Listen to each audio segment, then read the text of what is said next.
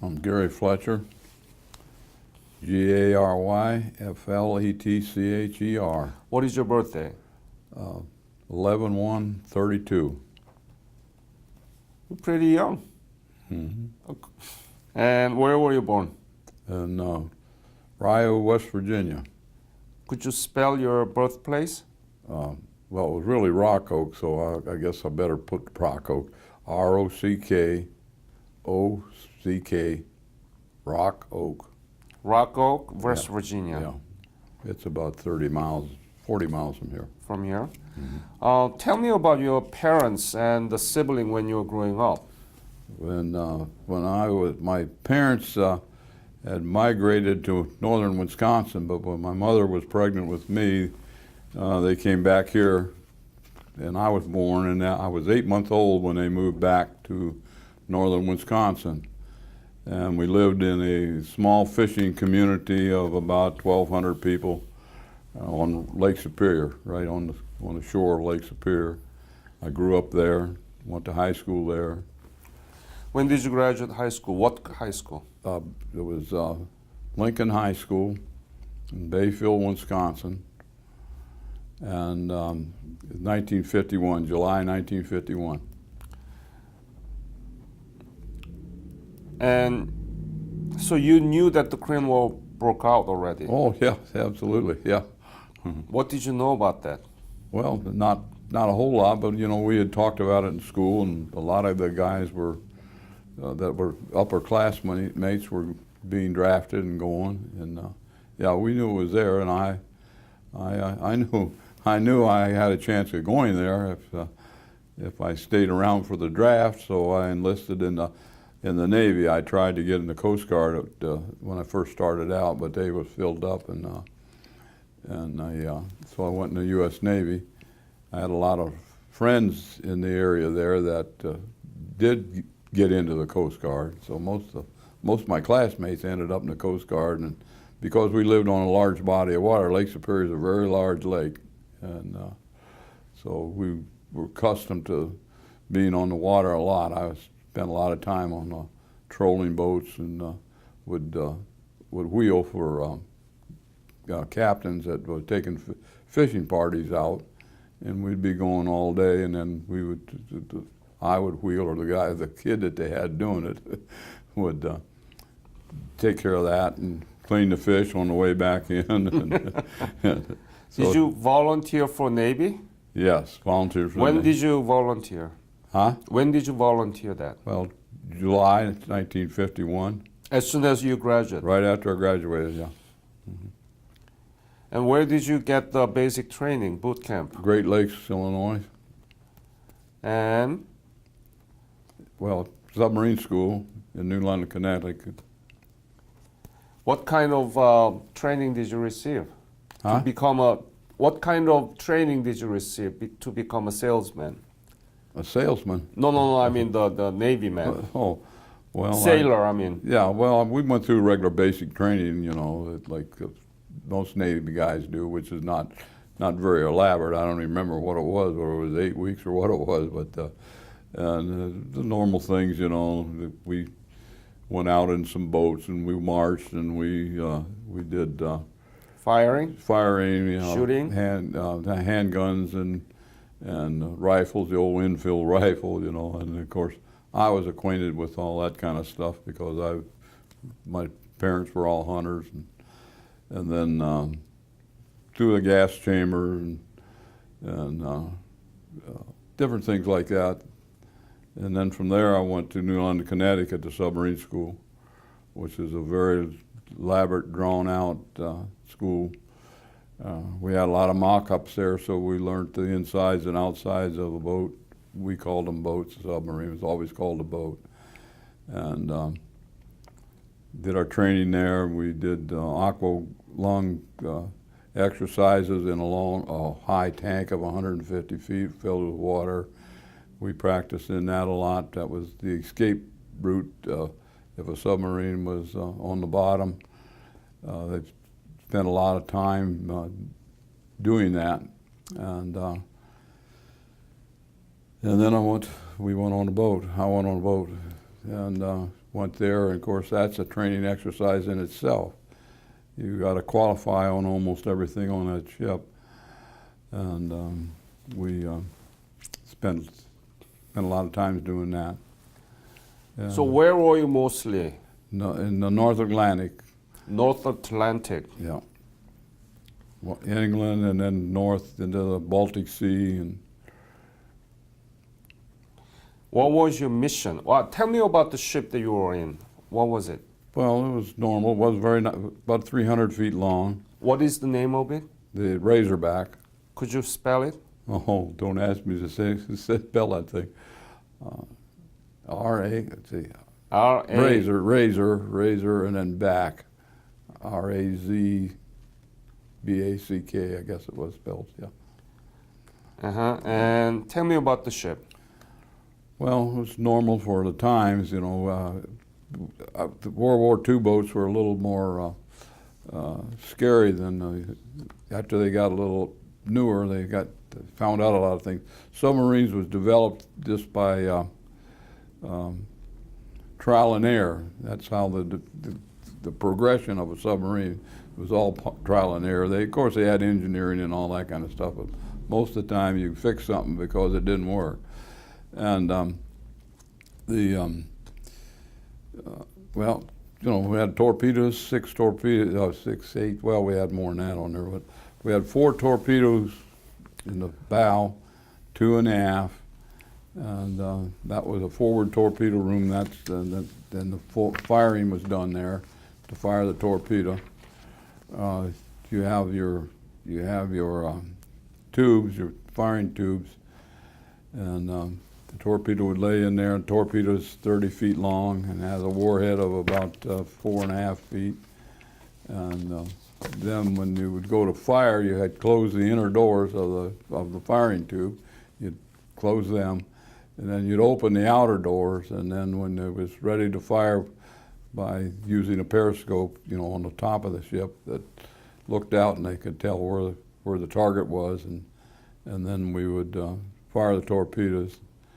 And then when we wanted to reload, we had to close them outer doors and then let the water dump inside, and then load the torpedoes again for the second firing.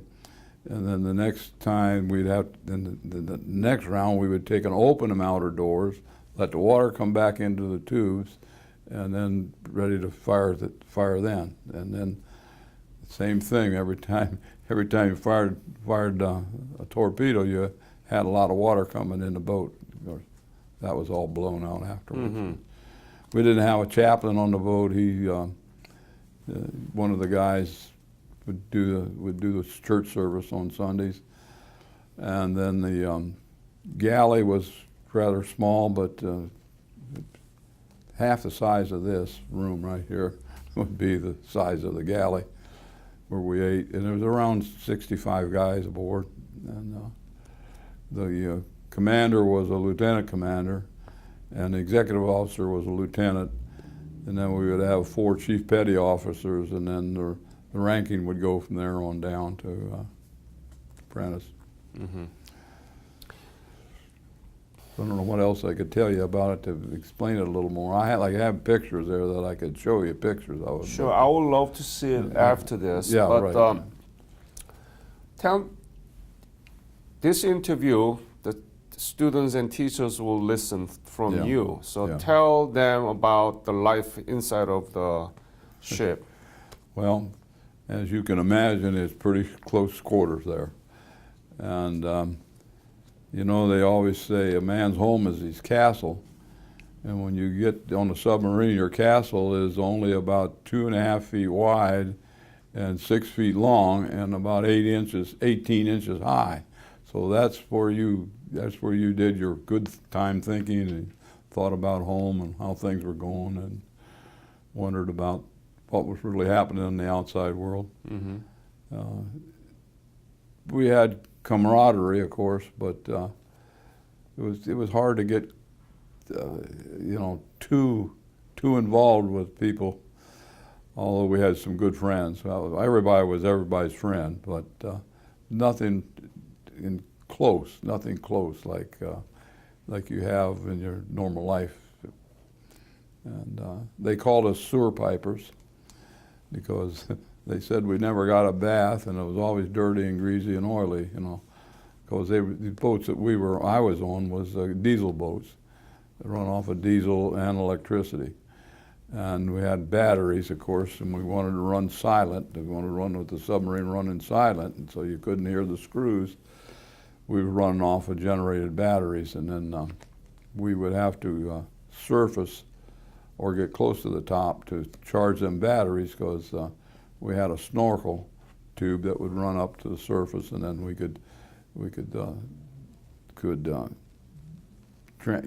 charge. You know, the exhaust would go out, and it was. Were there any dangerous mission during your service in North Atlantic and European countries? Yeah. Mm-hmm. Tell us about it. I was a snoop.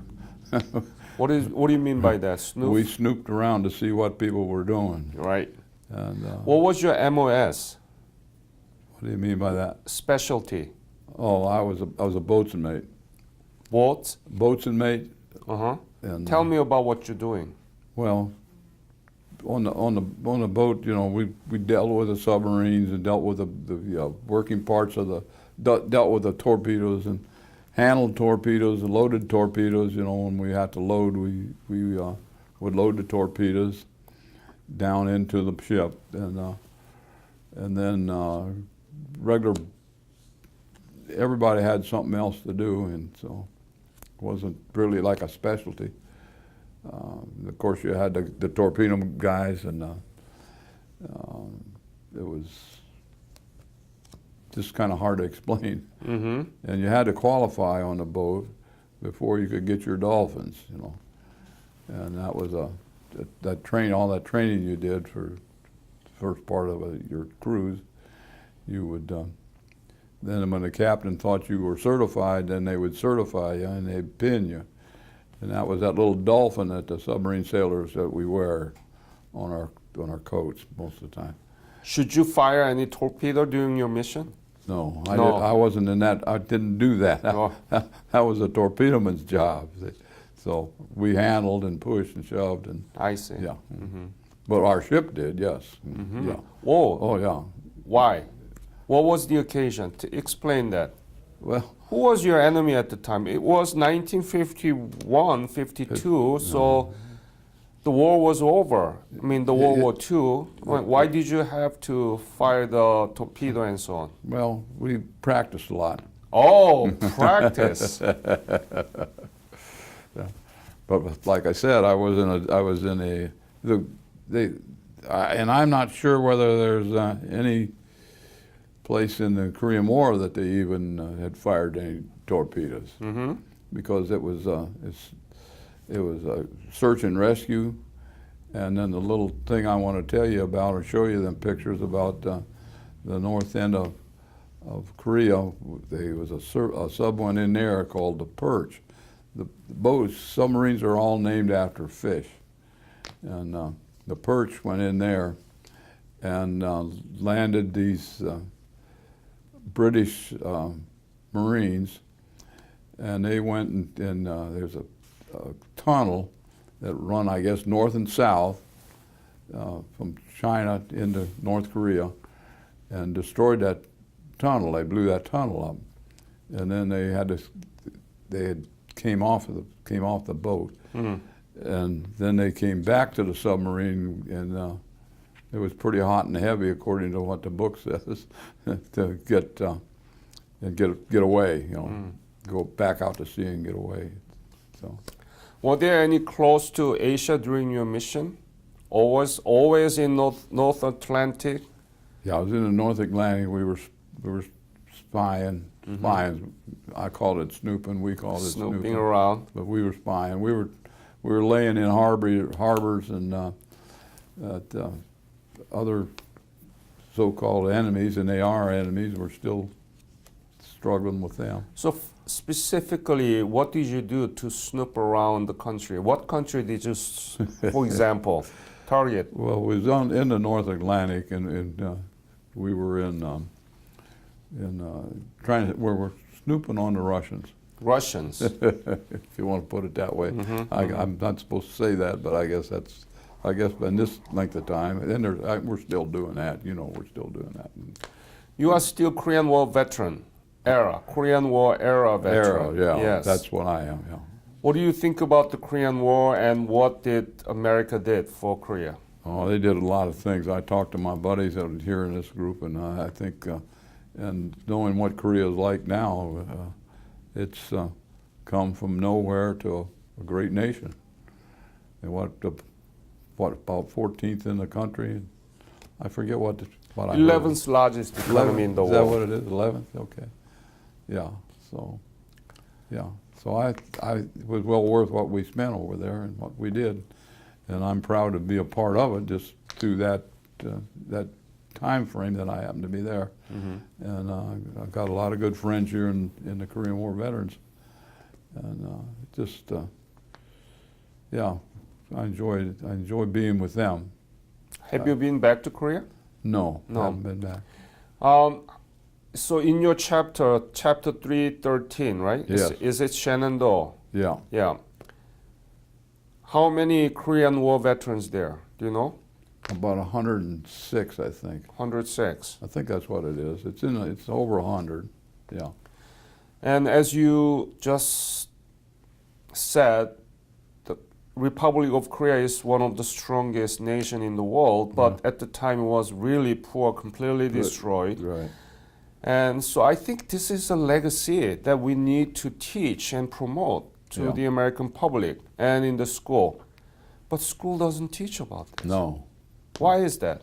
I don't know. We've tried to really work hard. Our guys have done a great job with the schools that we get into, but it's hard to get into those schools. And I wish we could do a better job. But our people in the area are real prone to veterans because we have a couple of the high schools that have dinners for us and breakfast for us, and during the year, and we built a memorial here in Winchester, over $100,000, and had very little trouble getting the money. In fact, I think we raised a bigger part of it in about 4 or 5 months, and then we raised $100,000, $110,000. That much? And it's a What did you do with that money? Huh? What did you do with that We money? built a memorial. Memorial? Korean War Veterans Memorial. It's in Jim Barnett Park. It's right large, and it's nice. I was the superintendent on it. And then I built one in Stevens City for veterans, all veterans, and then we did one in Middletown. This is the next town up the road, and it's for all veterans. And just in the past 5 or 6, 8 years. Yeah. My foundation is going to host teacher conference in July 11th, from July 11th to 14th in Washington, D.C. And 100 teachers from all over 50 states. Yeah. And we're going to provide the hotel room and meals all free and half of the transportation. Yeah. Would you please promote that and invite the teachers from this area? Absolutely. Yeah. Yeah, absolutely. I'll give the flyer to Louis so Yeah. that he can give you the copy of it, and please reach out to teachers Yeah. so that we can teach about this thing. I have one grandson still left in school, and he does a lot of stuff with me, you know, when we go to meetings and stuff like that, if we can take him. And he helped on the memorial a little bit. He thought that was really great, and he's real involved in that. He wants to get in the Marine Corps, and so he'll graduate 2 years from now. And, What do you think is the impact of military service upon your life? What does that? It was probably the greatest thing I've ever experienced in my life, and Why? I learned so much from, well, the camaraderie, the discipline, you know, be here on time, do that on time, do all the things we had to do, and I learned a lot in school, in the schools they sent me to, and the training, And it was a real life experience. I wouldn't take anything in the world for it. And, So now you know about Korea, right? Modern Korea, yes, their economy and their democracy. yeah. Hmm. And the Korea in 1950 was completely destroyed. Yeah. What do you think about that? Well, talking to Herb Taylor, which is a good friend of mine, I think you're going to get him here before long. He tells me a lot that he saw. He was an MP, and he talks about the little buildings they lived in and how they would, things that they were doing. I know it had to be really deprived, and everything I've ever read from Korea, more information, and we get books and handouts and pamphlets, and I wouldn't want to have been there. I wouldn't want to have been living in Korea, and I wouldn't have wanted to have been my nation. So there's a lot of suffering and pain and hardship, and unreal how they had to survive. Mm-hmm. Other than that, I just feel good to be American. Any other message to the interview about your service and about Korea? No, I can't think of anything more I could add, but I hope that you can get every teacher in the country looking at Korea and looking at the Korean War veterans, and because sometimes they're kind of put back in a corner and our names are not mentioned among the different groups, you know. So, yeah. Thank you for this opportunity. Wow, it's my honor and pleasure to meet you and to be able to hear from you. Yeah, I did teach some. I taught in a vocational school for. What did you teach? And I taught bricklaying. What did you teach? Bricklaying, masonry. Oh, masonry. And Herb Taylor is going to be here. He taught in the same school I did, and he taught the carpentry class. Ah. And he was in Korea. He was an MP in Korea, so he's got a lot of stories to tell you, I'm sure. And that's why I feel kind of guilty when I'm asked, No, because I know about what we were doing and what, you know, the snooping and things that we were doing, and we would kind of slip in a little harbor and lay there and listen and then be there maybe 6 or 8 weeks right there in one spot, and then catch another place. And, yeah. Very nice meeting you, and thank you for sharing your lessons and Yeah. experience with us. And we'll work together to get more teachers involved in this. Good.